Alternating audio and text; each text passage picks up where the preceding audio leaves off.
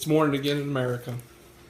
And as I begin this Jefferson page, and I said that I would do it after or before the inauguration, I'm not sure if I remember, but today marks a new day. It marks a new day in our union.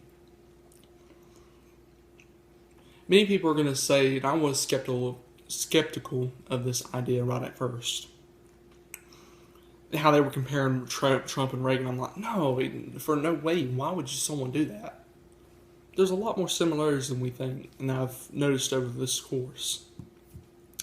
Reagan took double-digit. He took over when double-digit inflation was high as all get out. Then he tried. The interest rates were so high with Paul Volcker and everything, the Fed. But he tried proposing a tax cut.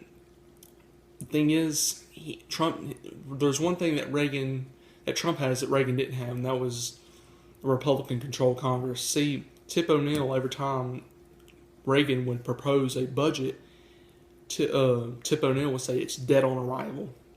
So when people accuse Reagan of being deficit spending and everything, you got to remember he still respected the bicameral legislative that we have. And he had to do certain things that, if you want to do this part, you got to do my part. It's kind of like that.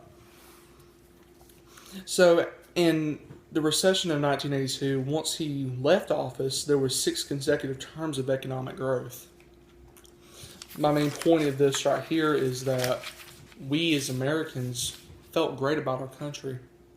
This is the first time I truly feel patriotic. Truly. I mean, I did look at the past, and I looked at all of what Reagan done. I'm saying he was no saint. I mean, by no means, but he revived American spirit, and I believe Trump is doing that right now as we speak. Reagan was victimized as war hawkish, somebody that had been divorced, had some Hollywood actors, some of the establishment figures hated him. Many good leaders like that. People that are for the people. And that's not Reagan. Reagan's without fault. Neither is Trump nor any leader. The thing is, though, he inspired the people. And when the people are inspired, the establishment hates them. Look at Julius Caesar. I'm not comparing Trump to Julius Caesar because he was a dictator, but people, this is a misconception.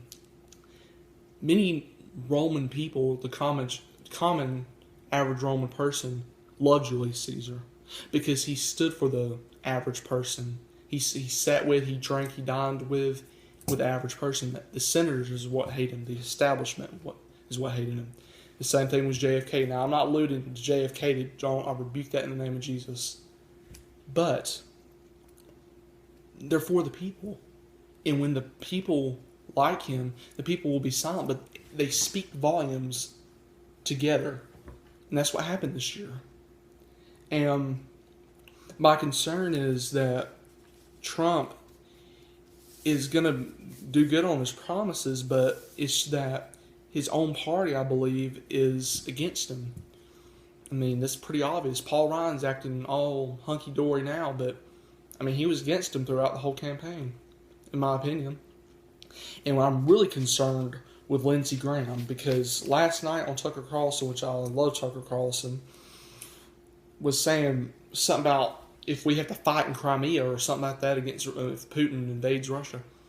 Now, I'm not advocating for Putin because, I mean, I know he's a controversial figure, but people don't realize this.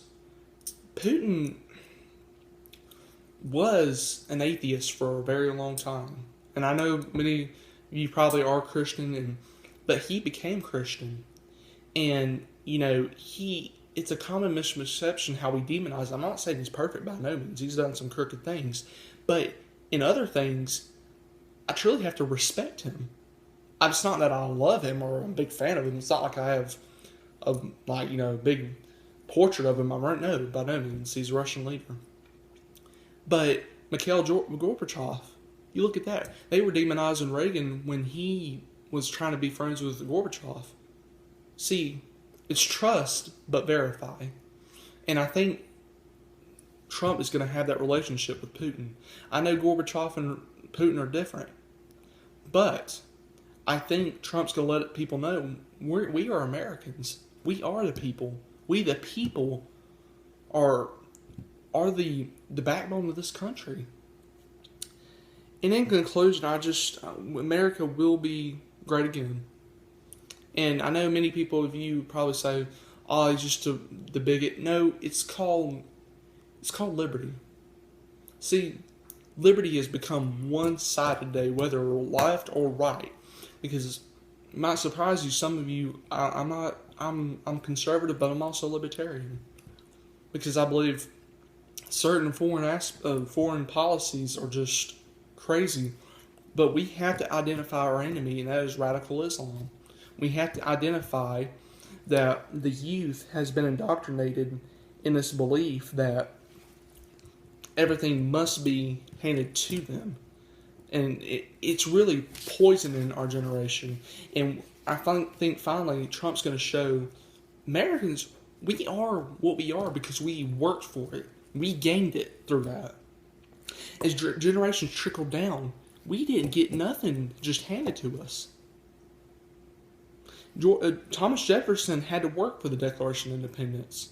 FDR, I don't agree with his policies, but FDR had to do so many things. Even deathly ill, had to go to the Yalta Conference. Reagan had to still get back up even when he was shot. And even Barack Obama had to do certain things which I don't agree with, but all I'm saying is I want the voice of the people back, and I think that's finally arrived. And I hope that, that Trump does deliver on some things. But one thing I want to make clear is Trump is like Nebuchadnezzar in the Bible. And I compared him, and I've studied Nebuchadnezzar. And Nebuchadnezzar wasn't the jolliest person to be around. He wasn't the best person. Nobody is. But I'd say Nebuchadnezzar was a little bit more dark than Trump was. But God knew he could use Nebuchadnezzar as a good leader for Israel in that time. Not Israel then, but Israel during that time. But then he put someone